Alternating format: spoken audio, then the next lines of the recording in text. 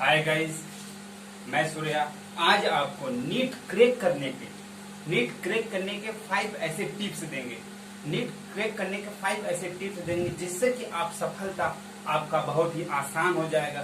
आपका मेहनत किया हुआ सफल बनाएगा आपको, और सारा आपका जितना भी साल भर का प्रिपरेशन है एकदम कंस्ट्रक्टिव वे में आपका लगेगा काम करने।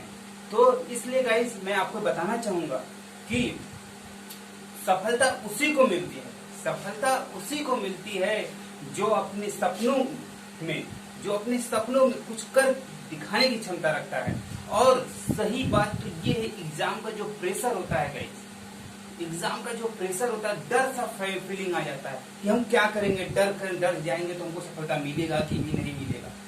डर इतना ज्यादा हो जाता है, एग्जाम का प्रेशर इतना ज्यादा हो जाता है गाइस, जिसकी वजह से आप नर्वस हो जाते। आता तो बहुत कुछ है गाइस, आता हम सबको बहुत कुछ है, लेकिन फिर भी नर्वस हो जाते हैं। ऐसा होता है एग्जाम में, आप देखे होंगे गाइस, यार ये चीज तो आ रहा अभी दिमाग में यानी कि पेन भी चल रहा होगा, मगर वो ये पॉइंट नहीं आ रहा है जो उसका आंसर होगा।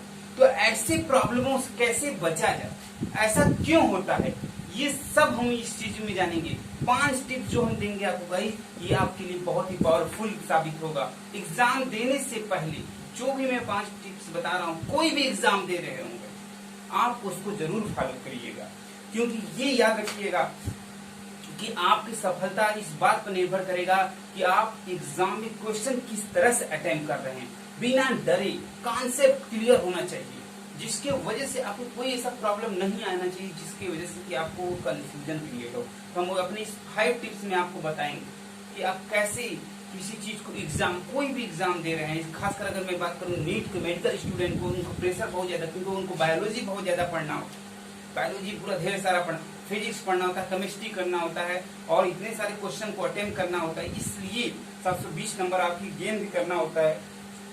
जिस तरह से आप करेंगे कि आपकी सफलता पक्का हो, है ना। जैसा कि हम लोग सभी लोग जानते हैं कि अपनी सफलता पाने के लिए, ठीक है, कहा गया है कि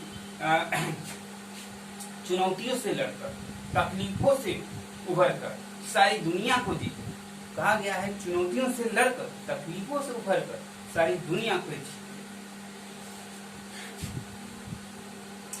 तो गाइस मैं जरूर आपको समझाना चाहूंगा तो 5 टिप्स कौन से हैं। स्टार्ट करते हैं।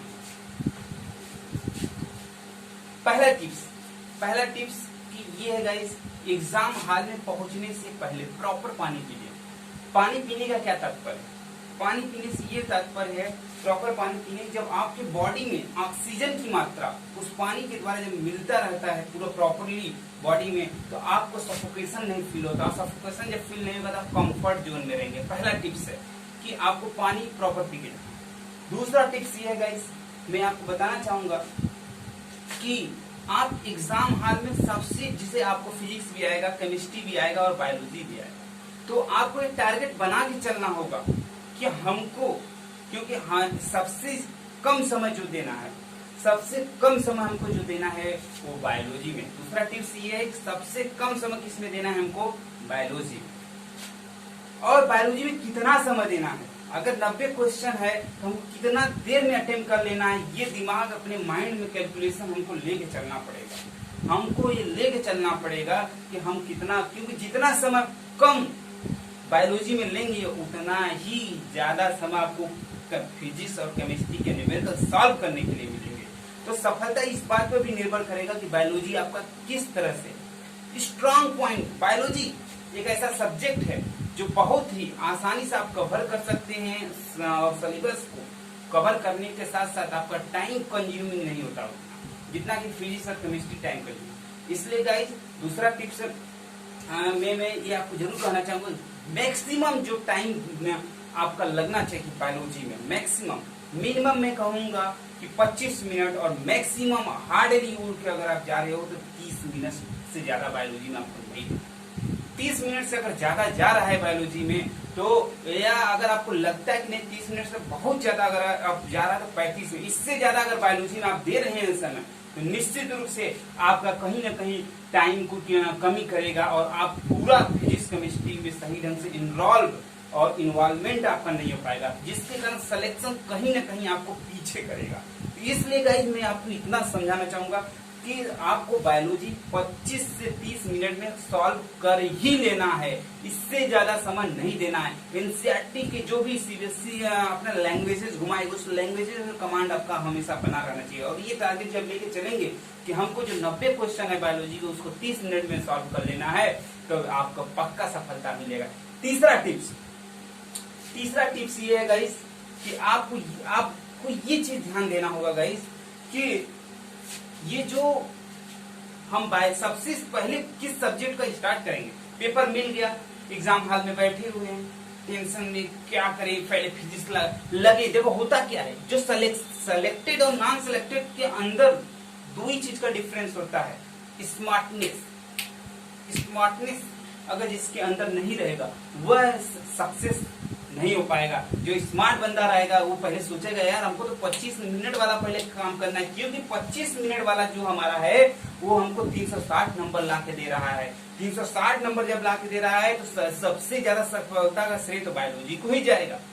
इसलिए पहले हमको अपने बायोलॉजी पर स्ट्रांग कमेंट कर लेना है, पूरा रिवीजन कर लेना है एग्जाम हॉल में जाने से पहले, और एकदम एनसीईआरटी वगैरह का डायग्राम एक पॉइंट एकदम क्लियर रहना चाहिए। अब एग्जाम हॉल में जब हम पेपर खोल ले रहे हैं तब हमको सबसे पहले जो अटेम्प्ट करना है क्वेश्चन पेपर में वो बायोलॉजी करना है। मैं ऐसा क्यों कर रहा हूँ भाई, अगर जैसे ही बहुत लोग ऐसे होते हैं जो भी फिजिक्स स्टार्ट कर देते हैं, केमिस्ट्री स्टार्ट करते हैं, बायोलॉजी सबसे लास्ट में रखते हैं, कहते हैं समय मिलेगा देखें, ये सबसे बड़ा मूर्ख पॉइंट होता है। याद रखिएगा जो अगर फिजिक्स केमिस्ट्री पहले करना शुरू करेंगे तो अगर मान लो सपोज करो आपको उस टाइम पर पता ही नहीं चलेगा, अगर कोई सवाल फंस गया, क्वेश्चन अगर कोई फंस गया फिजिक्स का या केमिस्ट्री का, दिमाग उलझन में आ जाएगा। जो जब उलझन में आ जाएगा तो याद रखना जो आपका क्वेश्चन करने का स्पीड होगा, रेट होगा, डिक्रीज कर जाएगा। क्यों डिक्रीज कर जाए, इसका साइंटिफिक भी रीजन है। क्योंकि जब आदमी उलझन में होता है तो आदमी को टेंशन होने लगता है, जब टेंशन होने लगता है तो सही ढंग से हमारे इस ब्रेन को ऑक्सीजन नहीं मिल पाता है, जिसके कारण ऑक्सीजन जब नहीं मिलेगा तो जाहिर सी बात है आप टेंशन में होंगे तो कुछ गलत चीज उलझने होने लगती है, और हमारे जो ब्रेन में ऑक्सीजन पर्याप्त मात्रा न मिलने के कारण हमको फ्री रेडिकल हमारे बॉडी में जनरेट हमारे ब्रेन में जनरेट होने लगते हैं, जिसके कारण आपको भूलने के आपको लगेगा अरे इस ऑप्शन का यही है, ये क्या था लगेंगे आप सोचने और दिमाग को खोजने उस समय नहीं हो।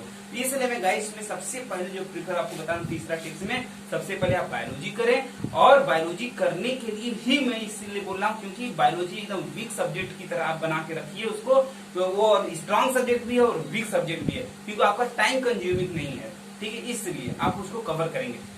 फोर्थ पॉइंट में हम ये बताना चाहेंगे, फोर्थ पॉइंट में भी अगर आप बायोलॉजी हो गया, फोर्थ पॉइंट ये फिर किसको अटेम्प्ट करिए, फिर आप केमिस्ट्री को अटेम्प्ट कीजिए। केमिस्ट्री में इसलिए कहना चाहूंगा, केमिस्ट्री में बहुत ऐसी चीजें हैं जो डेटाबेस करेंगे, आप मार के टिक टिक फटाफट आगे निकल जाएंगे और आपका टाइम कम कंज्यूमिंग रहेगा। और लास्ट में आप आइए फिजिक्स में कम से कम गाइस मैं बताना चाहूंगा केमिस्ट्री के लिए टाइम ड्यूरेशन आपके पास कितना होना चाहिए, क्योंकि केमिस्ट्री के लिए भी आपके दिमाग में कॉन्सेप्ट होना चाहिए कि हमको कितना समय देना है।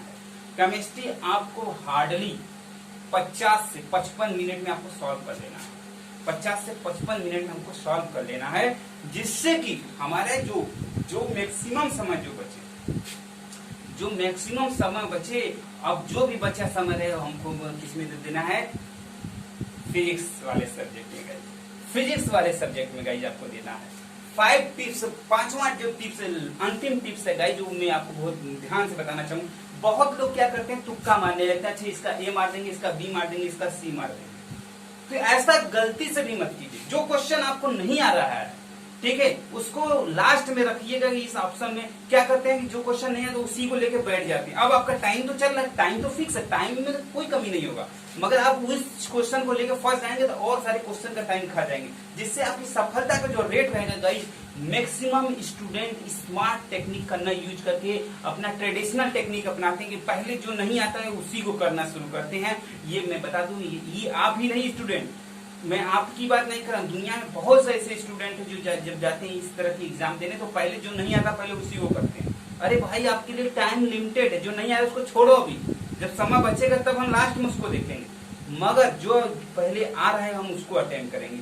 यही काम आपको फिजिक्स में भी करना है, यही काम आपको केमिस्ट्री में भी करना है, यही काम बायोलॉजी में भी। बायोलॉजी एक ऐसा सब्जेक्ट है जो चीज भी आ रहा है आप उसको करते रहिए। बायोलॉजी में ज्यादा टाइम टेकिंग नहीं, मगर केमिस्ट्री फिजिक्स में मैं आपको यही सजेस्ट करूंगा लास्ट पॉइंट में कि आप जो क्वेश्चन आप अटेम्प्ट कर रहे हैं जो पहले आ रहा है पहले उसको करके खत्म कीजिए। जैसे आपने बायोलॉजी सबसे पहले खत्म कर लिया, वीक टाइप का था, आप उसको डेटाबेस पर था, आपको याद रहेगा ठीक, नहीं रहेगा तो फिर नहीं कर सकते। और इसी तरह से केमिस्ट्री में भी जो आ रहा है पहले उसको, फिर जो अगर मान लीजिए कुछ सब्जेक्ट में ऐसा टॉपिक आएगा जिसमें आपको कंफ्यूजन फील होगा, उस कंफ्यूजन वाले टॉपिक को टाइम छोड़ के रखिएगा, हमको इस टाइम को कर लेना।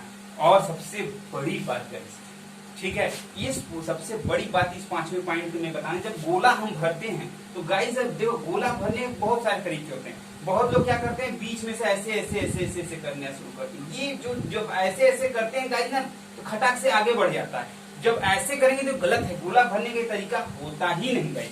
गोला भरने के लिए आप जब भी आप सर्कल भर रहे हैं, सर्कल मान लीजिए ये है कोई सर्कल दिया है, तो आप जब भी भरिए आप यहाँ से एकदम सर्कल से स्टार्ट कीजिए और इस सर्कल को भरते हुए अंदर आइए। जब बाहर से अंदर आएंगे तो आपका बाहर जाने की कोई जरूरत नहीं, मगर जब आप अंदर से बाहर करते ही जाएंगे तुरंत बाहर निकल जाएगा, सर्कल के बाहर निकल जाएगा तो आपका एक क्वेश्चन इधर भी जाएगा और दूसरा क्वेश्चन को भी लेके जाएगा। इसलिए कभी भी जब भी आप गोले में आप सर्कल भर रहे हैं तो बाहर से अंदर की तरफ आइए, न कि अंदर से, न कि आप अंदर से बाहर की तरफ। जब अंदर से बाहर की तरफ जाएंगे तो जाहिर सी बात गलती होगी गाइस। तो इसी बात सारी जो मैंने बात समराइज किया है गाइस, आपको उसको ध्यान देना है।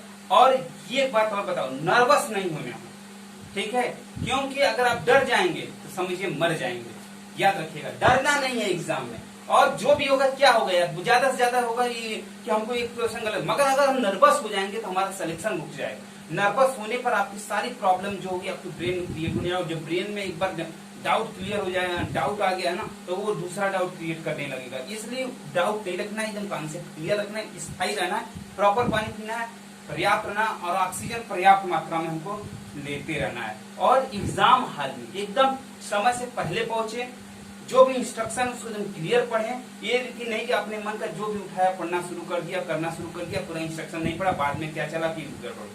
और गाइस मैं ये भी बताना चाहूंगा, नीट में जब जा रहे हैं एग्जाम देने तो उसको जो फिलअप करने के जो बहुत से ऐसे होंगे जो फ्रेशर जो कभी नहीं, बहुत से ऐसे होंगे जो रिपीटेड होंगे, तो जो रिपीटेड होंगे वो तो बैठे होंगे, मगर जो नहीं बैठे उनको आपको जो भी चीजें अगर आपको नहीं समझ में आ रहा है गाइस कि ये क्या लिखे, इसमें क्या लिखना है, इसमें क्या लिखना है, आप शर्माइएगा नहीं कि अरे डरिएगा भी नहीं। एग्जाम हॉल में कौन सर को बुलाएंगे तो गुस्सा कुछ उनको पैसा दिया जाता है। एग्जाम हॉल में बच्चे का एक भी डाउट हो तो भरने के लिए अगर कोई डाउट है तो आप उसका क्लियर कीजिए, और अगर आप गलती से भी एक बार वो मार्क शीट पर गलती से भर दिए तो आपका गलत हो जाएगा, ठीक है गाइस। अगर सीबीटी बेस्ड है, ठीक है, अगर आपका कंप्यूटर बेस्ड है तो वहां पर भी अब यही भी मैं कहूंगा, जहां पर अगर आपको नहीं समझ आता पूछ लीजिएगा कैसे चलाने। जैसे बहुत से ऐसे लोग होंगे जो कंप्यूटर कभी नहीं चलाए, जैसे ग्रामीण क्षेत्र के बच्चे होंगे, ठीक है, अगर पहली बार एग्जाम दे रहे होंगे, 12th पास हो गए डायरेक्ट कंप्यूटर पर, तो ये चीज को भी डाउट को एकदम क्लियर रखेंगे गाइस। नहीं आएगा तो एग्जाम हॉल में जो भी रहेगा आप उससे पूछ लीजिएगा, सही चीज हमको नहीं समझ में आ रहा है, ठीक है। और आपको ये सबसे टिप्स जो हमने 5 किया उसको ध्यान दीजिएगा। Best of luck, best of luck for आपके नीट एग्जाम के लिए गाइस। तो ठीक है, बेस्ट ऑफ लक, मिलते हैं।